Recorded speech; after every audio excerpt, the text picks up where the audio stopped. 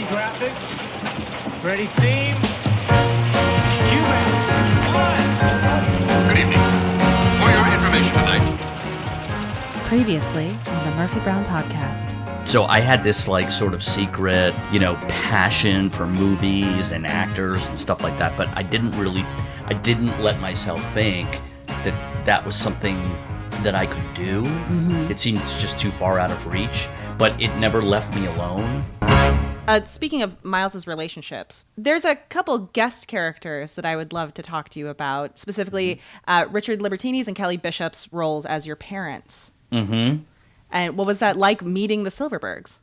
They were great. And I think that was only one episode, it was right? only that one we saw episode, them. yeah. And I end up in the jail with them. Yeah. Methinks my parents doth protest too much. Yes. And I actually ended up getting to do a play with Richard decades later. Oh, really? So, unfortunately, show? he's not Yeah. alive anymore. Mm-hmm. It was these three 1X, Woody Allen, Elaine Oh, that's May, right. and I saw that because that's what Oh, you were in that with Alan. Alan. Yeah. Yes. Yeah. Because I thought, I was like, wait, I think I've seen this. Remind me. Yes. Yeah. Yeah. Richard was in the Woody Allen one. Yeah. The wedding, right? Huh? The wedding one? Yes. Yes, I The remember wedding him one. now. Yes. Yeah. Yeah. And he and Kelly Bishop, they were terrific. Mm-hmm. Yeah. I love that episode. Was that something that they came to you and said, we're thinking about this as Miles' backstory? Like, did you have a backstory about his parents already that you had to throw out? No. No, you hadn't thought about that? And what's great about them is they don't, and I appreciate this, Mm-hmm. they don't come to you with anything. Yeah. They don't sit there and go, we're thinking about doing, you know what I mean? They just give it to you. Mm-hmm. And they're so good that you're just like, yes, you know what I mean? Mm-hmm. It's like they give you a new map every day and you can just go along because, yeah. Did you create any backstory, though, between you and your brother and sort of link that stuff together? Is that not how you work as an actor? Yeah, I don't really work You that don't do that? way. Yeah. Yeah. And again, I don't know, I'm just lazy. Well, listen, every actor is different. Yeah. Speaking again about Richard Schiff, I was just listening to West Wing Weekly, and they said that Josh Molina said that people come on set, and everyone would talk to people, and it'd be great. He could not talk to anyone. He would have to be in a corner and be in his process and never be out of it. And some actors can just walk around, talk to people. Some people do backstory, some people do objectives, some people don't. Absolutely. I think it's whatever works for you. I was thinking you can combine methods and make your own method. Yeah. Absolutely. I mean, it's a toolbox. You learn all these different things and you take out what you need for that role. That's right. I heard a great. Did you hear the story about Meryl Streep? What she said to Anne Hathaway in Devil Wears Prada. Oh, I've heard this. She went up. Yeah, she went up to her on the first day of shooting, and she went, "I'm thrilled you got this part. I'm thrilled we're going to be working together, and we won't be speaking again." Yep. Oh, wow. And she just like walked got it away. out of the way. Yep. Wow. Yep. And when you think about her character, it's like, yeah, you have to. She can't worry about what anybody thinks. Yeah, but I love that she did that. Absolutely. Yeah. Well, and she can't like Anne Hathaway. She cannot like her too much. Otherwise, No. it will show. Right. Right. You hear? I like that. Yeah, I That's do too. classy. I do too, because it's got both. Yeah. Yeah. This is my process. Yeah. I understand. Now we're done. Yes. Yeah. Yeah. People like Sean Penn and stuff like that, I admire their work so much, and I know, they do the method thing, and God bless them. I've just never, it's just, I don't know. There's also degrees of it. I mean, because having gone to the actor's studio, that was really obviously, what we did. But we'd have teachers who would set people in their place and say things like, you're crying in this scene. That's an exercise. Mm-hmm. That's not acting. You're just doing bar work. Yep. And I loved that, or we would have people who would punch a wall and go, don't do that. I had someone it was for a moment, I got out of it, but he put his hands on my neck really hard in a scene. And it was too much. Like, don't actually choke me. No. I don't need you to do that. I had that happen one time. Oh, too. did you? Yep. Oh, God. Yeah. It's scary. Guy came up behind me and started choking me. Oh, God. Yeah. That's scary. Yeah. Yeah, I got out of it very quickly before it got scary, but it yeah. could have been. Yeah, I flipped out. I lost my hearing for a couple weeks in my ear because I was too young to know that a slap on stage didn't have to be real. And I got boxed in the ear, and because I was trusting the performer and the director that this, of course you get slapped for real. And I now my partner is a stage combatant and a fight director, and so if he hears stories like that, he gets very upset because Absolutely. none of that should be real. We're acting, and That's within the same context, I'm a strong supporter of intimacy direction and the idea that if we're faking everything on stage, intimacy should be faked as well. And that there is as much choreography to intimate moments and safety that needs to be taken into account. And there's a difference between being Meryl Streep and making a distance from the actor you need to be distanced from and acknowledging that I think you're great and now we're done speaking, and being Jared Leto in Suicide Squad. You know, there are lines to which we can inhabit. And at the end of the day, we're all professionals and we are doing a job and we're human beings on the planet together. So when we get to a point where we're crossing lines and actually mentally, physically harming each other, that's the line. And don't you get a sense that that behavior comes from people who are not well? Yes. Yeah. Since we are talking about process, something that I've also learned from watching you work and seeing outtakes and things like that is that I love that you will do different takes in different ways. And particularly the episode that you just filmed in the scene you were talking about in Phil's. The most that I've seen since I've seen all the Revival episodes in person, you did one particular dog joke several different ways. Now, is that something that, do you remember what I'm talking about with your girlfriend? Oh, yes. Yes. Okay. Yes. Is that something that, I mean, I'm sure it's a combination of both, though, that you've tried during the week, or do you hold on to things for show night? I think I know what you're referring to. Do you mean when I started crying? Yes, because you didn't do that in the other takes. I didn't, and nor did I do that all week. Okay. I found, and this has been a little bit of an issue for me since we've come back. I don't know why I'm like super nervous at the beginning of shows. Okay. Sometimes to the point where I feel like it affects me in the first scene, the second scene, somewhere like halfway through the episode, it starts to wear off a little bit and I start to relax, but I don't like that feeling in the first couple of scenes of feeling very shaky or like I don't have my feet underneath me. And I chose to break into crying because in the middle of that speech, because I was playing so scared. I was just like, it's a long, they're giving me these great like speeches, you know, and you kind of have to work your way through them. And I don't know, I just found myself just like not wanting to mess up. And then I was getting a sense that I wasn't really doing anything with it. I was just going through it and just saying it, but I wasn't making it good. And I don't know why. I didn't mean to do it, and I hadn't planned on doing it. Yeah. But I just decided to do it in that moment. And then I was relaxed after that because it was such a ridiculous... It got a big laugh, too. Well, and it was such a ridiculous like chance to take. You know what I mean? That it somehow loosened me up. Yeah. You know when you do that in class, you know what I mean? Like when you allow yourself to do something that you're afraid to do or whatever. You just have to go as far as possible, and then you can settle back. Exactly. Yeah, and then you're like, oh, I'm still alive. You know what I mean? This is okay. Yeah, exactly.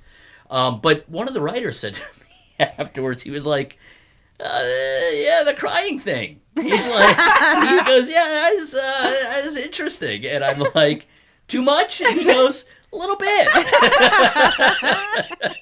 I think because it was near the end of the take also, it sort of like loosened the audience up a bit as well, because we had seen the scene a couple of times. But each time you did it, though, it was completely different, I felt. Oh, thank you. You're welcome. Thank you. Speaking of the writers, we've talked to several of the actors and several of the writers about did you have any relationships with the writing staff on the original show? Did you get to spend much time with them? Did you get to know them? Very much. In fact, when we first set foot on this new set, and I saw Tom Palmer there, who I hadn't seen in 20 years, and Gary Danzig I've stayed close to over the years. I haven't seen Steve Peterman as much because he lives in L.A. and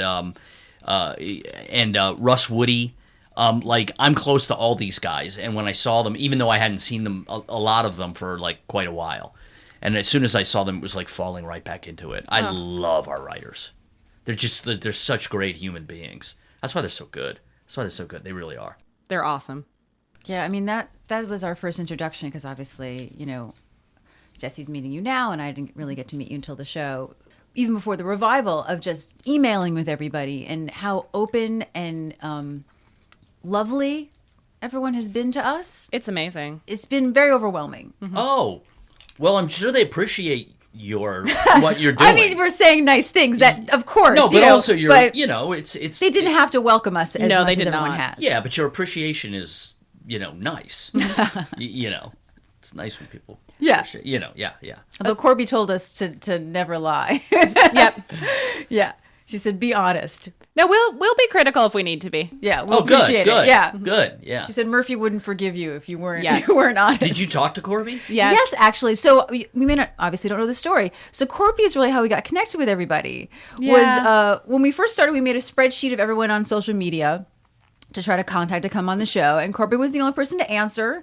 But she sent like an apology note, which she didn't have to do. It was like a private message on Twitter just saying, oh, I have all, like listing all the things she was doing and how busy she was and how sorry she was. She could have just not answered. Okay. And then she listened to our third episode was the one that she wrote. Mm-hmm. And then she sent another message saying how much she loved it. And now we get an email from her once a week. Yeah. Amazing. You know how crucial she is to the whole Yes. thing. Oh, yes. Yes. Yeah. And she's crucial to us. Like she Yeah. vouched for us and got us connected to all of you. Grant, did you ever know the book? We call it the Murphy Brown book, but it's called Anatomy of a Sitcom. Did you ever hear about this book? Is that the one written by the guys from Richmond, University of Richmond? Maybe. They also wrote a book on Mary Tyler Moore. Oh, I should have brought the book. I went to University of Richmond. Oh, okay. And I had these two Yeah. professors. I don't think I actually studied with them when I was there, but they wrote a book about Murphy It Brown. has to be the book, yeah. Okay. Yeah, and So we quote it a lot, and we'll take it has a lot of behind the scenes of that first season.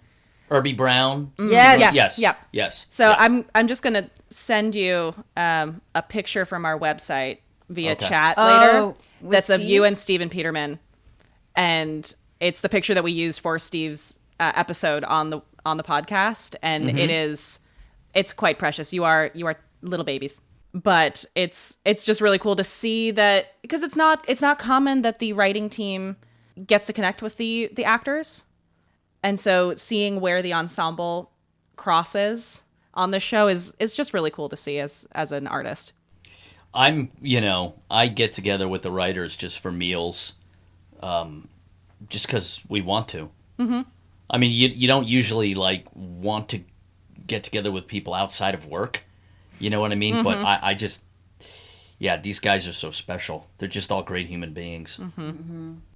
Yeah, we've felt very fortunate to meet them in the ways that we have. And they all, swear by Corby. Mm-hmm. Yeah. A bit longer than it should. Oh, there it is. Oh my God. I look about, seriously, my nephew looks older than me. I look about 15. You do. That is do.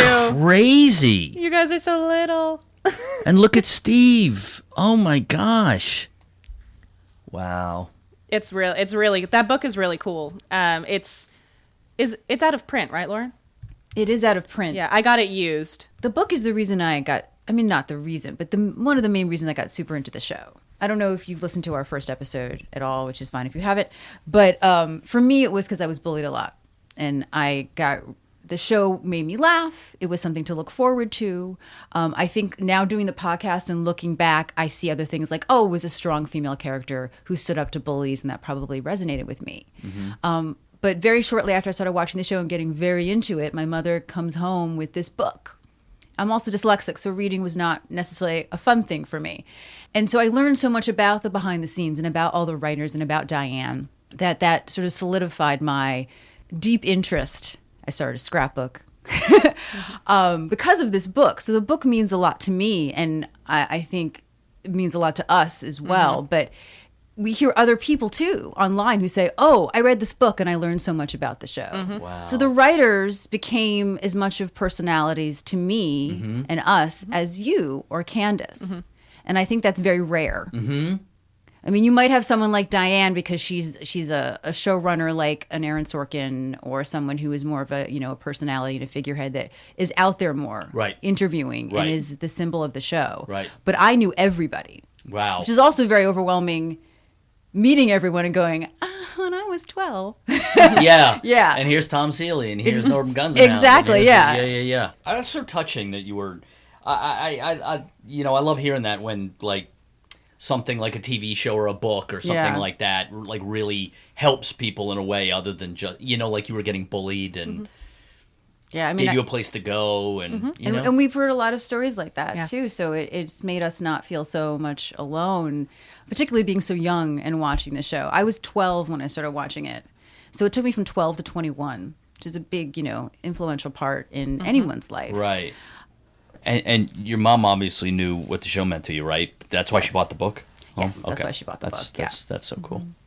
Yeah, it was a lot. Actually, I realized I left it outside though. So I remembered this story, and I didn't remember it before, is that I had a math teacher in high school who said that her parents were good friends with your parents. Mm-hmm. And she said, "Oh, I'm going to get you an autograph." And I was like, "Oh, okay." So she comes in with this. It was those, they were the copies. It wasn't real. It was the ones that the studio sent out. And I knew because I had like a couple of them at home. And I had to pretend, oh, thank you. But there was something with it. Hold on, I want to get it. Because I think your parents wrote it. Hold on. Oh, my. Sorry. I might be wrong. Now I want to know who these people are. I know, I can't think of their name. I feel so bad. Lauren. Yeah, I realized I forgot it. People who are friends with my parents. I bet I'm going to You know know? who they are. Yeah, I'm so embarrassed that I can't remember this teacher's name. So this was with it. And the way that it has everyone's nicknames and then randomly says where they live in New York, I wondered, did your parents write that? Did they have a little fan club for you? It's a New York City apartment. So that, even as like, I think I was like 15 or 16, that really stuck out to me was it's randomly specific. This isn't something my parents would have done. Okay, but this was given to me. And I always wondered what this was because it doesn't seem like something that, Warner Brothers would write. You know what? It might be something my father would have written because, like you said, it's all the local tie-in Yeah, it's all sort of specifically thing to the and coast. that almost seems like something he would do. He would like busy himself doing. You know what I mean? But it took my attention even back then. I was like, I don't think this is an official thing that I've been handed. Wow, I wonder. Yeah, I asked my mother if she remembered the name of this math teacher, and I can't remember her name. One final note: if you saw Dances with Wolves, Bobby Pastorelli plays the wagon driver. That could have been my dad. Yeah, I don't know. I'll put a copy of this on the website for everyone so they can see it. So pretty much, it's a listing that came with the picture of all the actors with their nicknames, not their actual screen names, for not everyone but certain people who they played, and then a little section about them, but mostly it's just where they live in New York City. I know, just little fun facts. Yeah, like here, Jesse. Where's my favorite one? Bobby Pastorelli from Edison, New Jersey, also has a New York City apartment. Faith moved to New York City when she was 18. So it's all about New York. It's so random. Right? It's so random. Yeah. It sure doesn't sound like it's from a PR department. No, That's not not at from all. And PR. even back They would then, I was never. like, this is interesting. Yeah. Where were you living when you I'm got from to- Scotch Plains, New Jersey. Okay.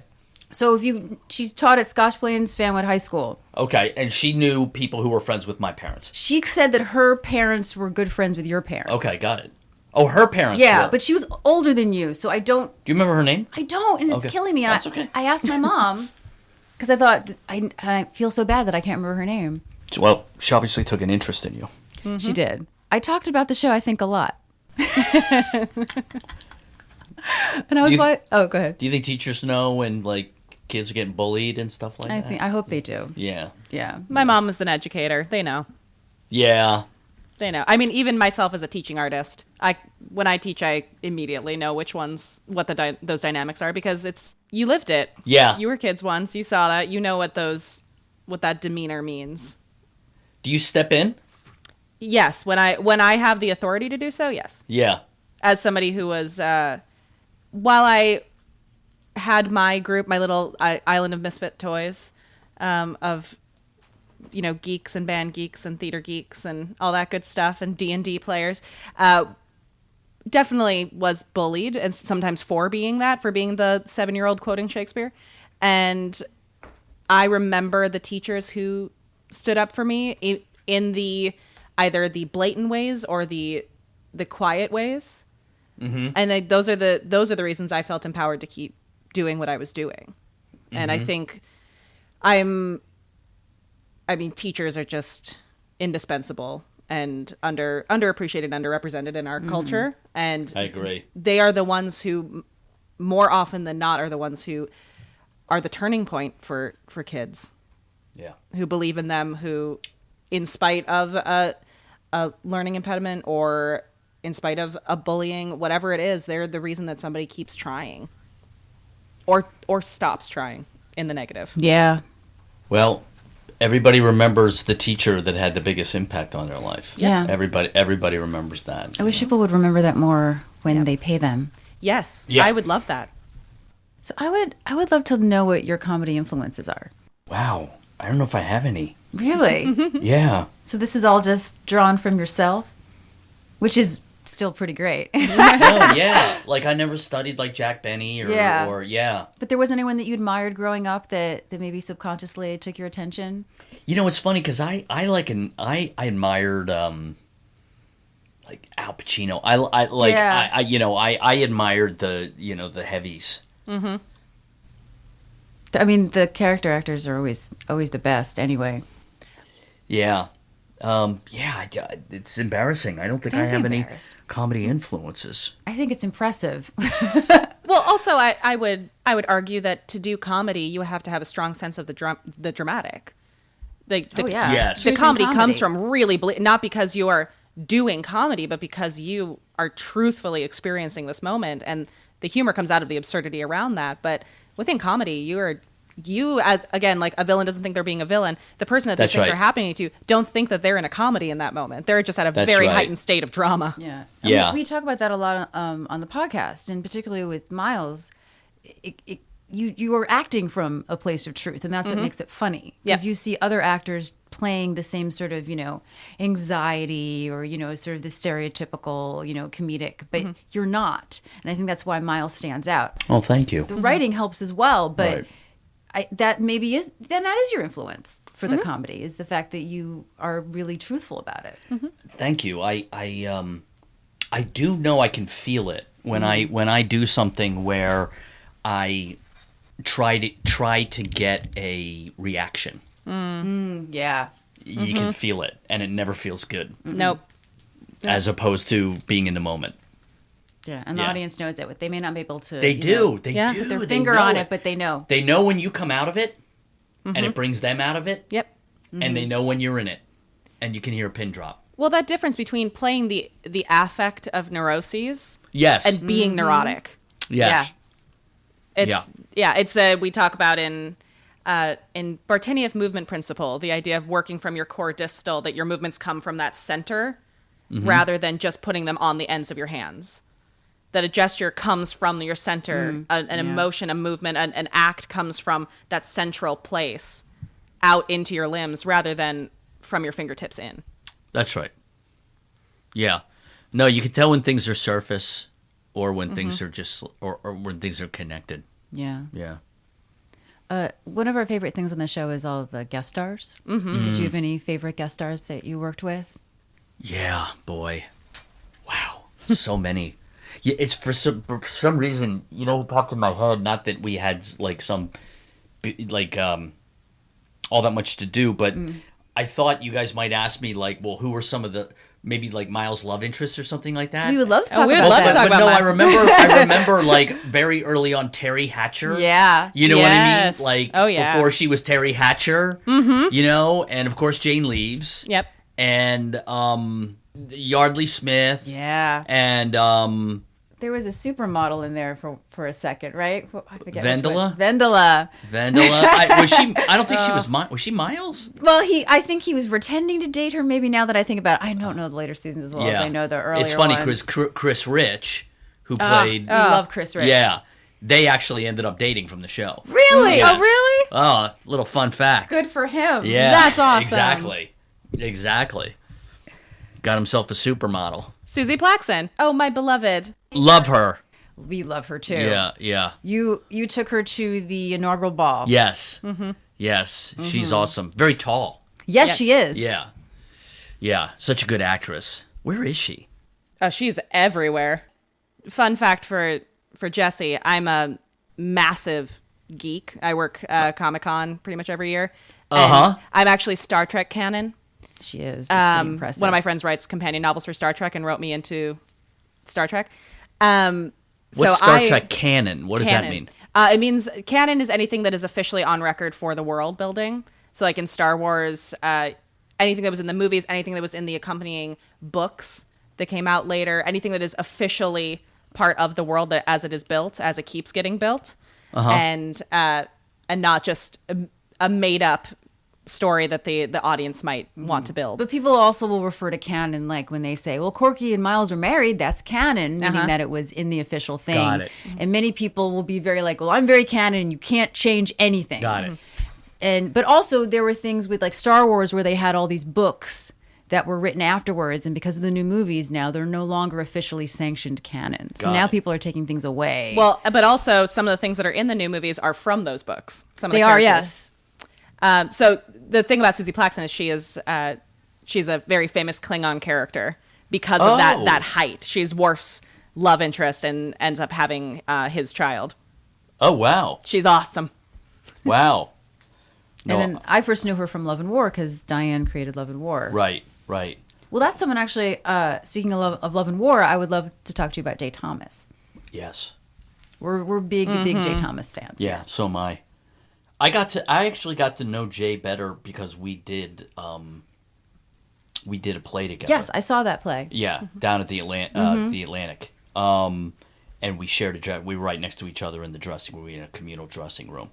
And I got to know him better actually from that than I did Murphy Brown. Oh, well, that makes sense. You're probably spending more time together. Yeah, you're sitting next to each other every day. And that was after, just to remind people who don't know the play, that was after Murphy Brown, right? Correct, Yeah. correct. Mm-hmm. He's such I hate to say he was such a great guy. Yeah. It's so hard to talk. Yeah, it's hard to put in words, but no, he's a great guy. Do you have any memories of working with him on the show at all, or working with the play with him? Not. I don't think we had.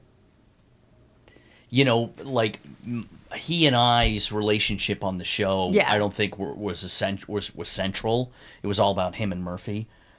You've seen, haven't you, online his Lone Ranger? Yes. Mm-hmm. So yeah, I mean, that's like television history. He's just. I'll tell you a funny Jay Thomas story. Please. So we're out on stage. We were about to go out, and he goes, "I'm going to pretend to go blind in the middle of the scene." And I said, "What?" And he goes, "I'm gonna lose my eyesight in the middle of the scene. I'm gonna pretend to go blind." And I go, "Oh, okay, Jay." You know what I mean? Like, we're about to. I thought he was just messing with me. Yeah. And it's this Woody Allen play, and it's it's heightened. And at one point, I find out that Clea Lewis is having an affair with Clea Lewis, who's my wife, is having an affair with Jay. And I kind of excuse myself, and I go off the stage, and I come back with a rifle. And then everybody just flips out, and everybody's flipping out, and Jay's in the middle of everybody flipping out going... like this, like pretending he can't see. On stage in front of everybody. Like, just as an inside joke. He's hilarious. He's a goof. Yeah, no, everyone's had some really nice things to say about him. Great guy. He's a real just guy. Yeah. You know what I mean? Well, when I was a kid, he guest starred on everything. Yeah. He was in everything. And Jerry Gold is one of my absolute favorites, recurring characters. And so I decided when I was 14 that I wanted to be the female Jay Thomas because I thought being a professional guest star looked pretty cool. It is pretty cool. So I told a friend of mine, and she goes, "Well, don't you want to be successful?"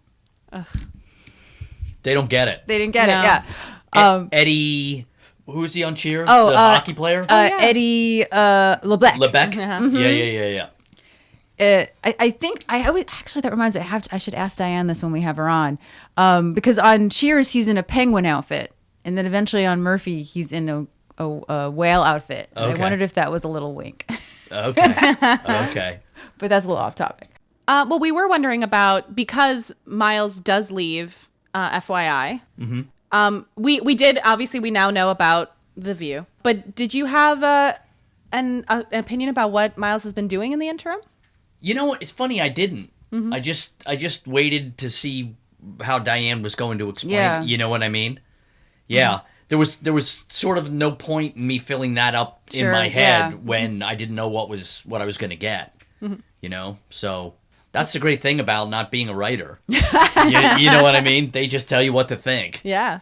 You know, they tell you where you're coming from. Yeah. You know. Yeah. I'd be curious if you guys hopefully get a second season to see, maybe a little flashback of how you guys got there. Because we've been figuring out based on the references that Murphy cannot have been retired from FYI for that long. No. I don't think so. Yeah, maybe a year, maybe 9 months, but maybe since the election, but there's been a reference to 2 years ago Exactly. when everyone was together. Yeah. And also the fact that you had to have come back to FYI after leaving to run the news because you talked about then leaving FYI again to go to the facility. See, we think about this stuff too much. Oh, wait a minute. But do I say that? In other words, I said... So you left the show. You remember when I left the show. But you didn't... right? You didn't... I think I went into the facility off of The View. Yeah. I think The View Yeah. sent me to the facility. But... You're right, sorry. Thank you, Grant. No, it's that... No, so, you might have picked seriously, up something I No, here's didn't. the thing that we had to retcon a bit. So, Yep. or make it make sense. But it can make sense. That's the thing.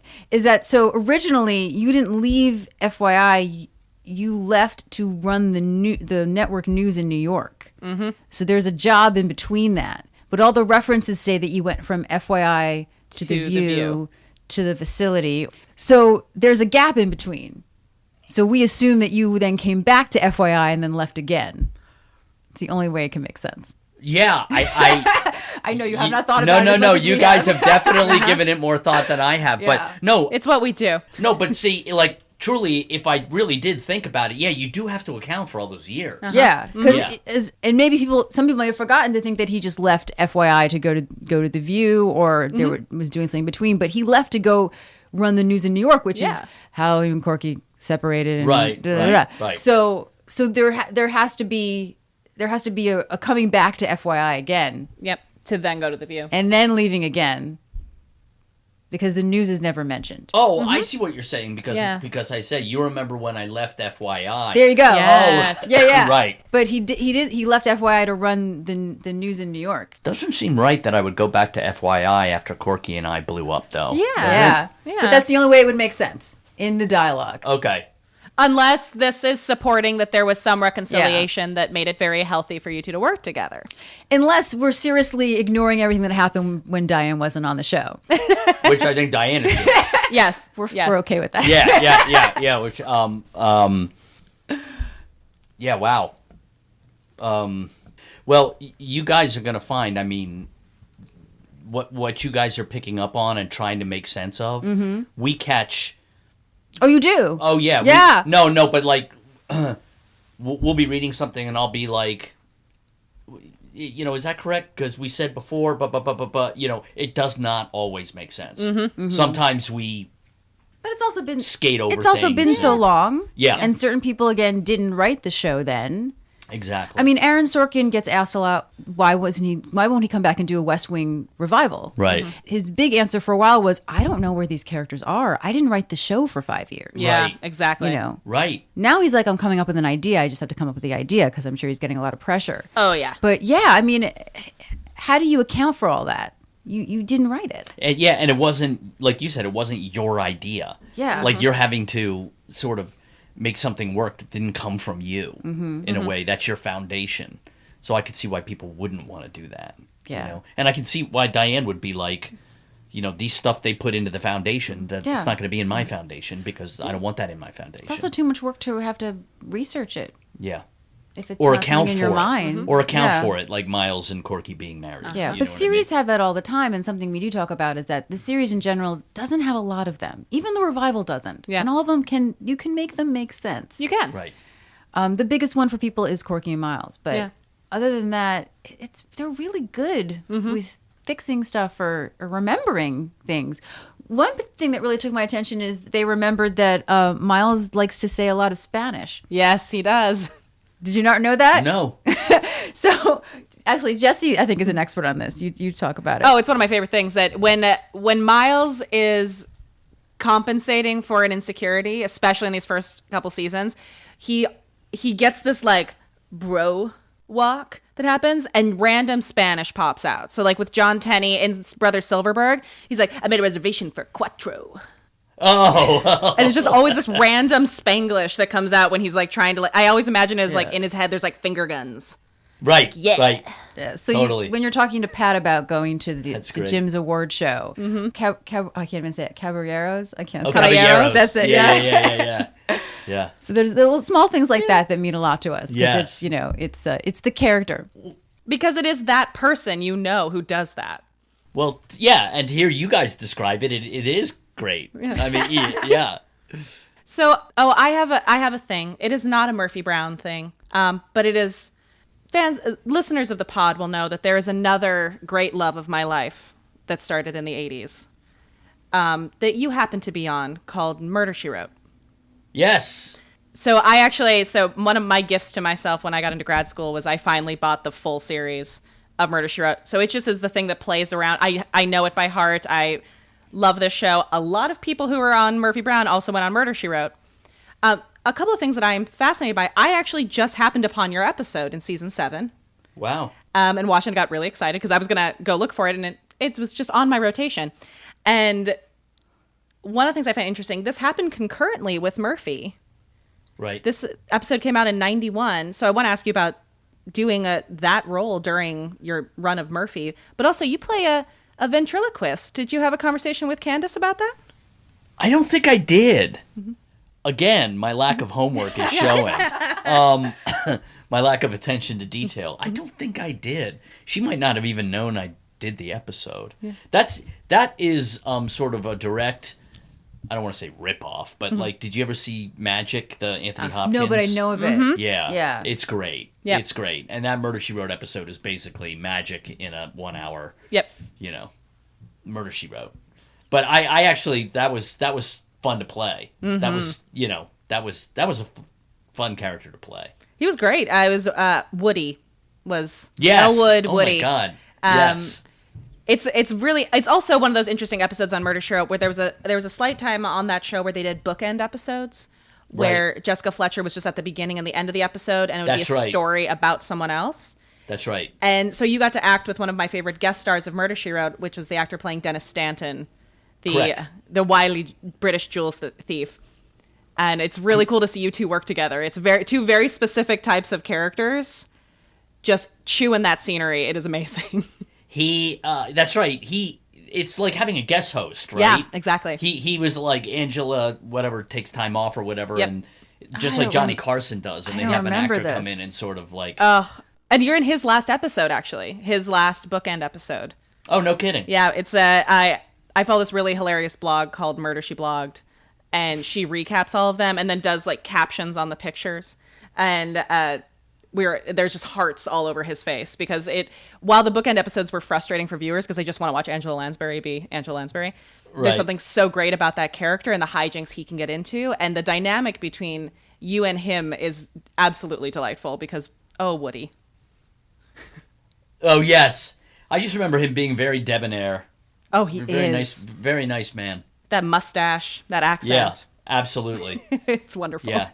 You got to be born with that.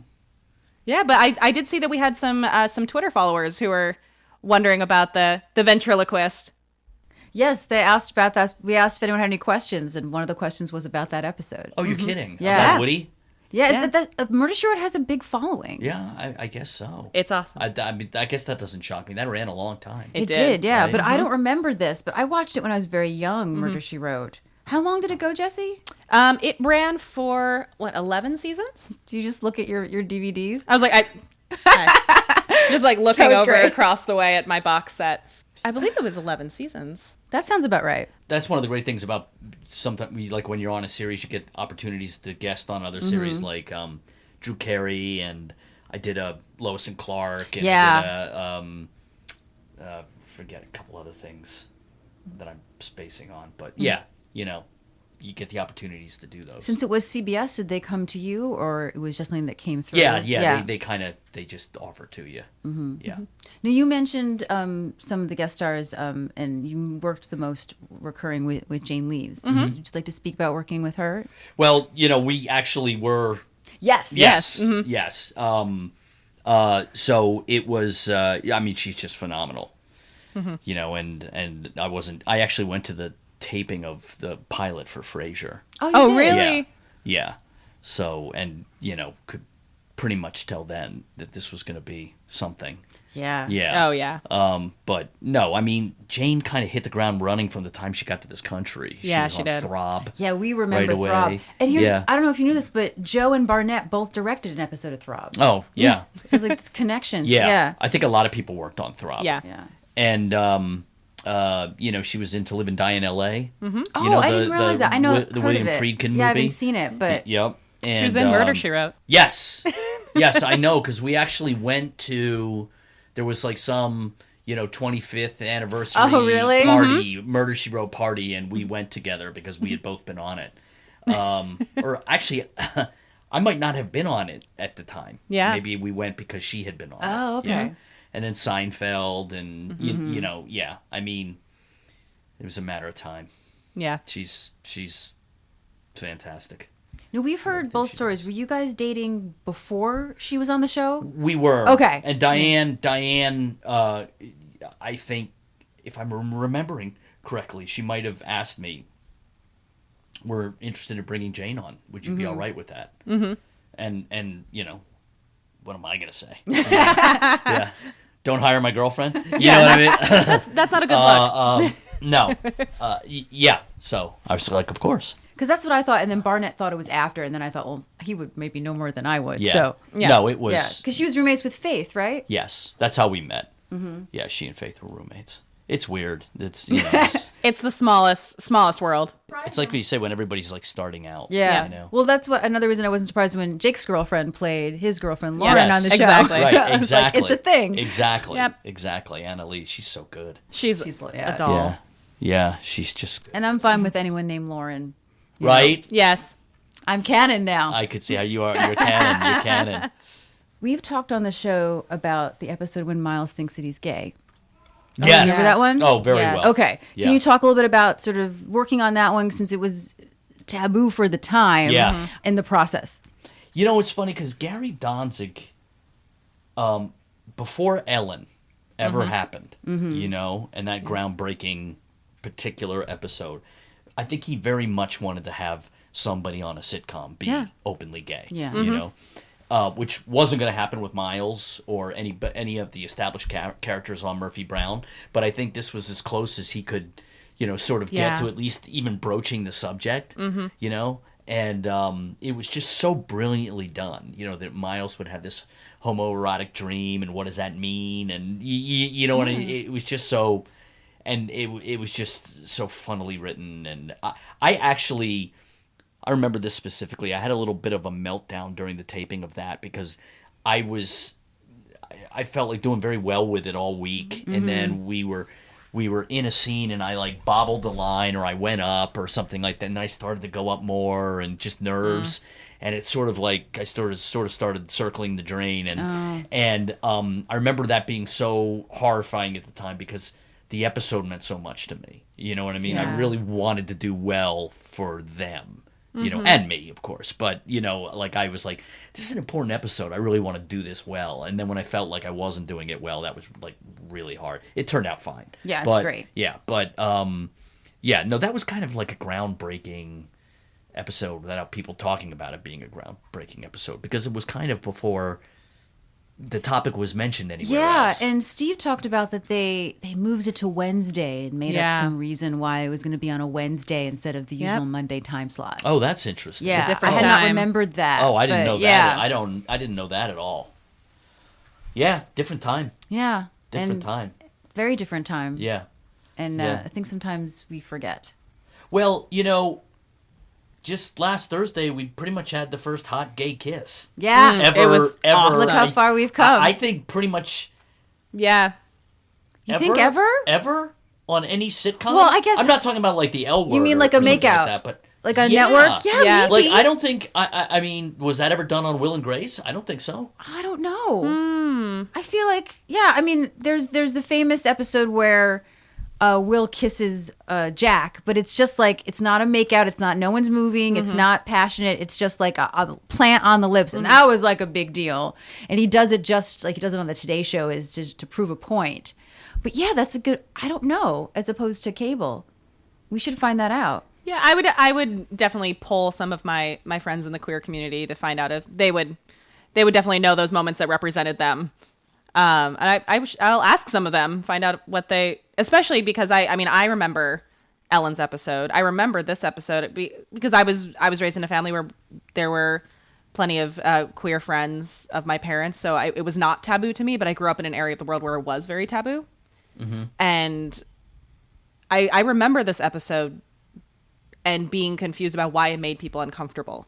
Right. And I would love to talk to some people who grew up remembering that episode and what that meant to them, because we've heard a little bit about, like Lauren was saying, about how it had to be moved and like the effort it takes to be able to write that kind of representation. No, and for me, I always had my cousin and his boyfriend in our lives, and it was pretty much like his husband. And so it didn't even register with me at all of it being anything odd to watch, or that it was on a Wednesday. Which is why I think representation like this is just so important, because and that's what Ellen did. You know, she opened up the door, and then that's why Will and Grace happened. And then, you know, people become more, what's the word I'm looking for, I guess, but comfortable, because they see that everyone is just all the same. There's no difference. And it's just so important. Well, it removes them from being an other. Yeah, there you go. Like, they're no longer othered. I saw this interview with, is it Jill Sockaway? Is that Transparent? Yes, I think that's how you say it. Yeah. Yeah. But I love what she said. She's like, I don't go on Twitter because I'm just going to basically be preaching to the converted. I'm basically just, you know, anything I say on Twitter, the people who agree with me are going to agree with me. The people who disagree are going to, you know what I mean? She goes, it's the same thing, just going round and round. She said, but if I can create a character that everybody identifies with or has empathy for and everything, she goes, that's going to go way further. Yes. Than expressing my views on Twitter. It's very different, and people don't like to be yelled at. No, exactly. They shut down and they stop listening. Absolutely. There was someone on Twitter actually said that her sister, who has always voted Republican and was going to stay home, after watching your election episode, decided to vote and to vote blue. Oh, really? Yeah. Yep. Wow. Yeah, it was pretty impressive. Yeah. Why did she decide to vote blue off of the episode? I mean, it was a reference to the hashtag was elections have consequences. Oh, right. So it wasn't Yes. specific. You know, when I turn my phone on, I'll show you the tweet. But it, so they didn't say specifically what it was for, but she said because of this episode, she spoke to her sister. Right. And she decided to, instead of not voting, that she would vote, and she would vote blue across the ticket. Whereas if maybe someone had just sort of preached to her or yelled at her, she wouldn't have listened. Absolutely. Absolutely. Well, that's one of the things about that episode that stood out to me, is the fact that the ending did not skew the result. The ending left it was elections matter, not that if you vote the way we want you to, that's what matters. Yeah. And that Right. kind of openness to show up and use your voice, right. what is far more encouraging than only show up if you're going to vote the way I want you to. Right. Yeah. Yes. Has there been any moments so far in the revival that have been your favorite to play?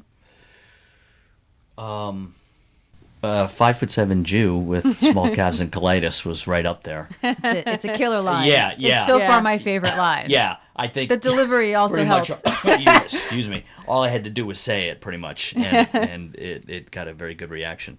It was fun. My favorite stuff is when we're all bouncing off of each other. Yeah. Whether it's when we were all in the van and she was dressed up as Cosette and we're screaming at her, and I just or at the award ceremony when we all have our little things to do, and that's my favorite stuff, is when we're all bouncing off of each other. I think that's what's been great about this season, is that there really hasn't been a lot of episodes. I think the one coming up on Thursday is very quirky oriented, but mostly it's been about everyone. It's Yeah. been about the ensemble, which Yeah. has been great. Yeah. Oh yeah. Oh my goodness. Look how long we've been talking. Exactly. That's crazy. So Some before we thing. go though, Yeah. I don't know if you realize this, but on the CBS website is what character are you? And we had Gina and Skander take the test, Right. and we were wondering if you would take it. Sure. Yes. Great. Okay. We're very intrigued by this. So also, for your reference, when we took the test, Lauren was Frank, and Uh-huh. I am Murphy. Uh-huh. And then when Gina and Skander took it, Gina is Murphy, and Skander is Frank. Oh, get out. Yeah, so we're very intrigued to see what happens with you. All right. That'd be weird if I'm somebody other than Miles. Right? Well, here's a question though. I know that there was a little Twitter thing that said, what about your character? What about you? Do you think people will be surprised about? And you said that you're not that, neurotic. Mm-hmm. What do you feel that you're similar to Miles, and what are you not similar to Miles? I mean, I do think I'm similar to Miles in that I have anxiety about, I can get myself anxious, but I think we all can, right? Yeah. If we think about certain stuff, or I don't think I act out the way he does, yeah. And I think I would say I want to do a good job like he does. I would say that's a similar. That's probably best. Oh, okay. Here we go. Take the test.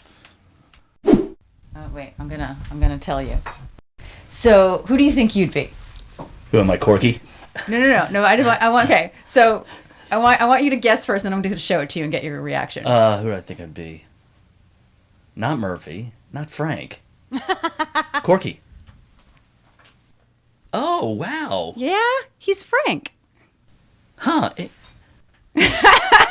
Is this some algorithm or something? We like don't that? know. But Gina and Skander felt that it was pretty right on for them. But I totally it's- see that. the game is not God. Okay. You can complain to CBS. Yeah. Okay. We'll do. Yeah, you call them. But it says you are Frank. Like Frank, you are curious, adventurous, and like to be in the thick of things. I'll go with that. Yeah. Yeah. So far, no one who has taken it, including ourselves, has gone to anyone but Murphy and Frank. So we wonder who else is in this. Seems a little skewed. Seems a little skewed. Right. But we'll see. We'll continue to Right. have people take it. Right. Is there anything that you can think Yeah. of that you'd like to talk about that we haven't I covered? know. I don't think so. It's my pleasure, you guys. You guys are a pleasure. Aw, Thank you so very are much. you. Thank you very much. Oh, thank you. Yeah. Seriously. Yeah. It's so cool being able to talk to you. Like, It's truly. my pleasure, you guys. You guys are a pleasure. Aw, Thank you so very are much. you. Thank you very much. Oh, thank you. Yeah. Seriously. We're so excited, and I truly am not just blowing smoke when I say that seeing Miles all grown up and seeing what has happened to him is one of the true joys of the revival for me, is getting to see where Miles has gone. Oh, thank you. Yeah. Right in the middle of us shooting, I had, these viruses that are going around? Yeah. Yeah. And you get a cough for 6 weeks, and I had that, and you just don't feel like yourself, so it was really disconcerting to not be feeling well for 6 weeks of the Oh man, that's long. shooting. It was long, and now I got something else. This isn't a virus, I can tell. It's more of a cold kind of a thing. We've been so looking forward to talking with you, and I mean, whether you knew it or not, you've been in our lives since we were very young, and it's a real pleasure to get to talk to you. All mine. Seriously. Thank you, guys. Thank you. Yeah. So thank you for tuning in for the second part of our interview with Grant Shaud. You can follow us on social media at Twitter, Instagram, and Facebook. That's the third one, at Murphy Brown Pod. And our website is murphybrownpod.com. If you'd like to help out the podcast, we have two ways that you can do that. You can donate on our Patreon, which has different levels. You can find that link on our FAQ on our website. Each level has different cool things that come with it, stickers, special content. There will definitely be outtakes from this episode on the Patreon. And then every month, at the level that you're at, you will be contributing to us being able to literally put on the podcast for you. Or if you're like, you know what, I just want to give you one lump sum you can actually go on our website and you can donate through PayPal. There's under the donate button. You can send money to our email at murphybrownpod@gmail.com, or you can send your thoughts to murphybrownpod@gmail.com. Or if you just want to support the podcast in a free way, we still encourage that as well. You can go on iTunes and leave us a review to help promote the podcast and put it out there for more people. We look forward to seeing you on the next edition of FYI. The Murphy Brown Podcast.